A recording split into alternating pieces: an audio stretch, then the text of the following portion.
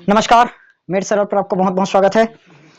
Class 12 physics chapter number 2 वैद्युत विभव तथा धारिता हम लोग इस चैप्टर को पढ़ रहे थे। कल हम लोगों ने संधारित्रों का संयोजन, श्रेणी क्रम संयोजन खत्म किया था। आज पढ़ेंगे समांतर क्रम संयोजन। सब लोग अपनी कॉपी में हेडिंग कर लेंगे समांतर क्रम संयोजन, समांतर या पार्श्व क्रम संयोजन, समांतर या पार्श्व क्रम संयोजन। ठीक, इसको पढ़ेंगे। देखो, जैसे श्रेणी क्रम संयोजन का हमने पूरी तरह से थ्योरी लिखा था, वैसे इसका भी थ्योरी लिखेंगे ना। थ्योरी मैं पूरा लिखवाऊंगा नहीं, आप लोगों को सिर्फ समझाऊंगा। याद रखना, थ्योरी हमें रटनी नहीं है, थ्योरी सिर्फ समझनी है। जितना रटोगे उतना भूलोगे और जितना समझोगे उतना याद रहेगा। देखो, श्रेणी क्रम संयोजन का परिभाषा मैंने बताया था, वैसे समांतर क्रम संयोजन का देखेंगे। इस संयोजन में प्रत्येक संधारित्र का पहला प्लेट, ये पहला प्लेट, दूसरा प्लेट, पहला प्लेट, दूसरा प्लेट, पहला प्लेट, दूसरा प्लेट।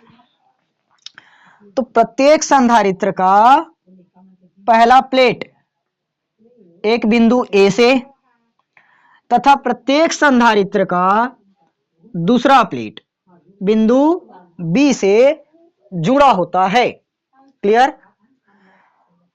समांतर क्रम संयोजन का सूत्र, थ्योरी क्या है? प्रत्येक संधारित्र का पहला प्लेट बिंदु ए से तथा प्रत्येक संधारित्र का दूसरा प्लेट बिंदु बी से जुड़ा होता है। यहां तक लिखे, उसके बाद लिखेंगे वैसे ही जैसे श्रेणी का किया। माना C1, C2 तथा C3, माना C1, C2 और C3 तीन संधारित्र है जो समांतर क्रम में जुड़े हैं,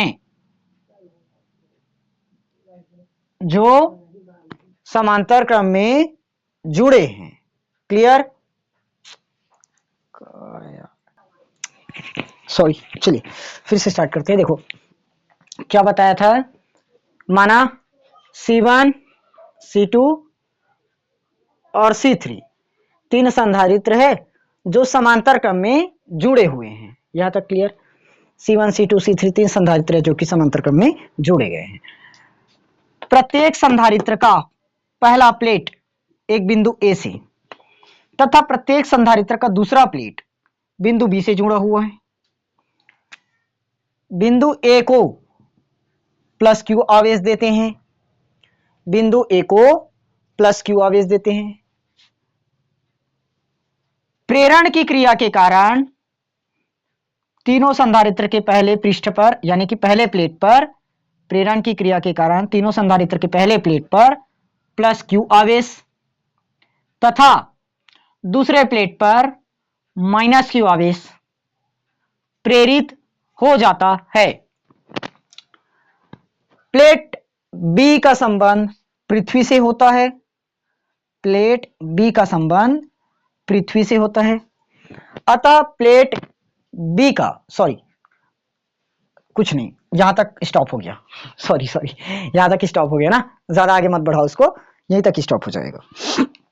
समझ में आया कि नहीं आया? आया। देखिए, अब ध्यान से थोड़ा सा एक बार और समझेंगे। माना C1, C2, C3 क्या है? तीन संधारित्र है जो समांतर क्रम में जुड़े हुए हैं। माना तीनों संधारित्र का जो पहला प्लेट है एक बिंदु ए से और जो दूसरा प्लेट है बिंदु बी से जुड़ा हुआ है। प्लेट ए को अपन क्या करते हैं? प्लेट ए को प्लस क्यू आवेश देते हैं, तथा प्लेट बी को पृथ्वी से जोड़ देते हैं। ये लाइन यहां से आप लोग ऐसे जोड़ लेना, प्लेट ए को प्लस क्यू आवेश देते हैं तथा प्लेट बी को पृथ्वी से जोड़ देते हैं। क्लियर? प्लेट ए को प्लस क्यू आवेश देने पर C1, C2 तथा C3 में C1, C2 और C3 में क्रमशः Q1, Q2 और Q3 आवेश प्रवाहित होता है। पिछली बार मैं थ्योरी में थोड़ा सा मिस्टेक कर गया था, इस बार ऐसे लिख लेना ना, डिस्टर्बेंस के कारण थोड़ा सा मिस्टेक हो रहा था। चलो एक बार मैं थ्योरी लाइन से बोल देता हूं, आप लोग फाइनल लिख लेना। फास्ट बोलूंगा, माना C1, C2, C3 तीन संधारित्र है जो समांतर क्रम में जोड़े गए हैं। तीनों संधारित्र के पहले प्लेट को बिंदु ए से तथा दूसरे प्लेट को बिंदु बी से जोड़ दिया गया है। प्लेट ए को प्लस क्यू आवेश देते हैं तथा प्लेट बी को पृथ्वीकृत कर दिया जाता है। पृथ्वीकृत कर दिया जाता है। प्लेट ए को प्लस क्यू आवेश देने पर, प्लेट ए को प्लस क्यू आवेश देने पर, यानी कि बिंदु ए को ना, प्लेट ए मतलब बिंदु ए बोल रहा हूं यहां पर, या बिंदु ए को प्लस क्यू आवेश देने पर C1, C2 और C3 में, C1, C2, C3 में क्रमशः Q1, Q2, Q3 आवेश प्रवाहित होता है। Q3 आवेश क्या होता है? प्रवाहित होता है तथा A व B के बीच विभवांतर V उत्पन्न होता है। क्लियर? A व B के बीच विभवांतर V उत्पन्न होता है। यहां तक सबको समझ में आ गया? चलिए अब देखो, आवेश हमने क्या माना?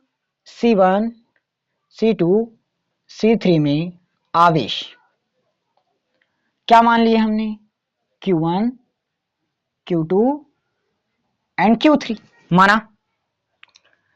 तो देखो अपन Q बराबर CV पढ़ रखे हैं, कल का क्लास देखे होंगे, उनको ये क्लास एकदम साफ साफ समझ में आ रहा होगा बिना कोई दिक्कत के। Q बराबर हम जानते हैं CV होता है ऑफ कोर्स। अब याद करो कल का क्लास, देखिए ध्यान से, मैं एक बार रिवाइज करवा देता हूं। ये C1, C2, C3, ये V1, V2, V3, ये था Q आवेश। दोनों में अंतर क्या पड़ा उसको देखते हैं। Q, C और V, Q, C और V, इसमें भी Q, C और V, चाहे श्रेणी क्रम संयोजन बोलो या समांतर क्रम संयोजन बोलो, वो बना है इन्हीं तीन चीजों से मिलकर, इन्हीं तीन चीजों से मिलकर। सही बात। अब मेरे भाई दोनों में ध्यान से देखिए कॉमन क्या है। C1, C2, C3, C1, C2, C3, दोनों में कॉमन C को हटा दो, जो अलग हुआ उसको निकाले, यानी कि जो बट गया उसको निकालेंगे। यहां पर कौन अलग है? V1, V2, V3 अलग अलग है। Q तो हमारा एक ही है, इसीलिए हमने यहां पर V निकाला था, याद करो, इसीलिए हमने यहां पर V निकाला था, Q के बटे में C निकला था। कुछ याद आया? चलिए यहां पर कौन अलग हुआ है? देखो इस बार Q1, Q2 और Q3, Q अलग हुआ है और हमारा V स्थिर एक ही है। अब मुझे बताओ यहां पर क्या निकालोगे? अब सबका दिमाग खुल गया, सर Q निकाल कर दे दो, हो गया, क्योंकि Q अलग हो चुका है। तो Q1 C1V हो जाएगा, पहले का ये हो गया हमारा संधारित्र C, उसका विभवांतर V। Q2, जब आवेश Q2 है तो उसका जो संधारित्र है C2 है और इसका आवेश तो मेरे भाई V ही है, तो C2V। वैसे ही Q3 अब सबको पता चल रहा होगा C3V है। चाहो तो इसका हमको Q4 तक भी ले जा सकते हो, कोई दिक्कत वाली बात है नहीं। आ गया समझ में? मेरा डस्टर, मेरा डस्टर, मेरा डस्टर इधर है ना, डस्टर इधर है ना। आगे बढ़ते हैं, आगे बढ़ते हैं, आगे बढ़ते हैं। अब मुझे चाहिए कुल आवेश। कुल आवेश। कुल आवेश, कुल आवेश को अपन किससे दर्शाएंगे मेरे भाई? Q से। किससे दर्शाएंगे? Q से। क्या होगा? Q1 plus Q2 plus Q3, ये 3 वाला वैल्यू आ जाएगा, आएगा, ठीक है आएगा। तो Q बराबर मैं रख सकता हूँ CV, क्या सही है? बोलिए सर सही तो है, ऑफ कोर्स सही है। Q1 का मान मैं क्या रखूं? बोलोगे सर C1V रख दो ना।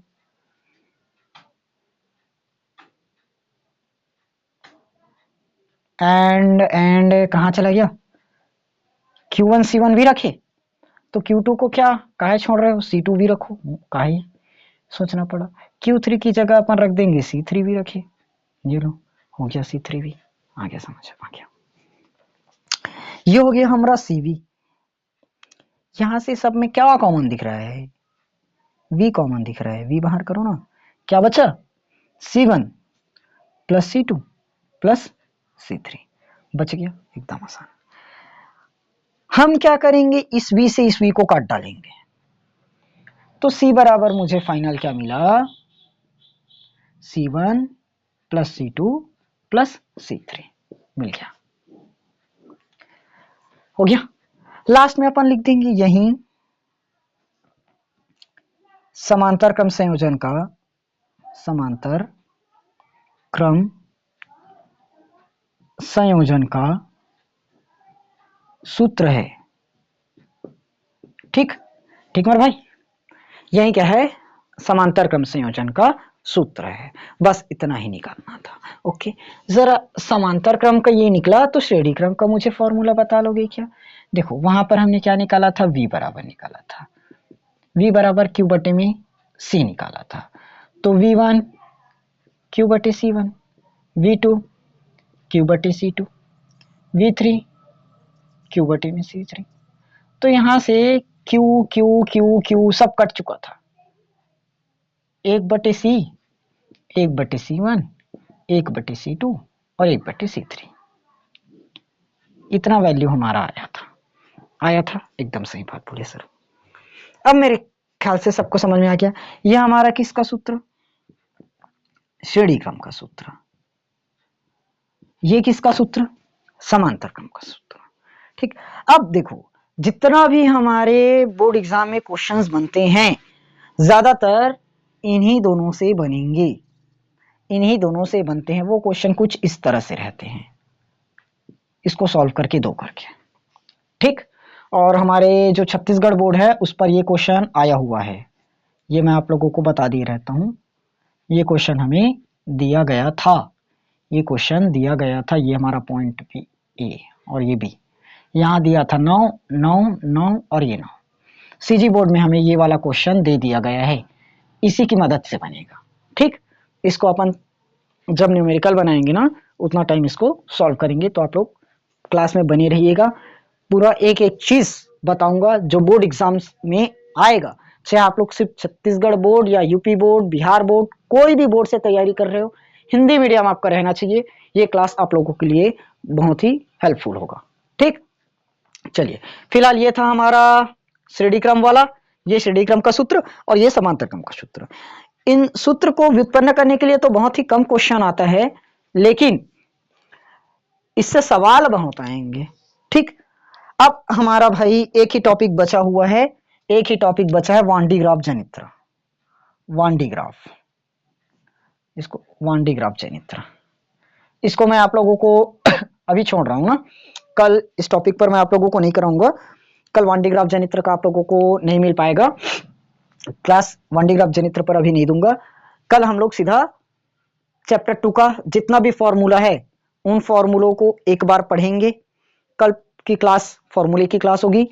कल मैं आप लोगों को पूरा फॉर्मूला एक जगह लिखवा दूंगा, इस चैप्टर में हमने क्या क्या पढ़ा है, कैसे कैसे न्यूमेरिकल आएगा।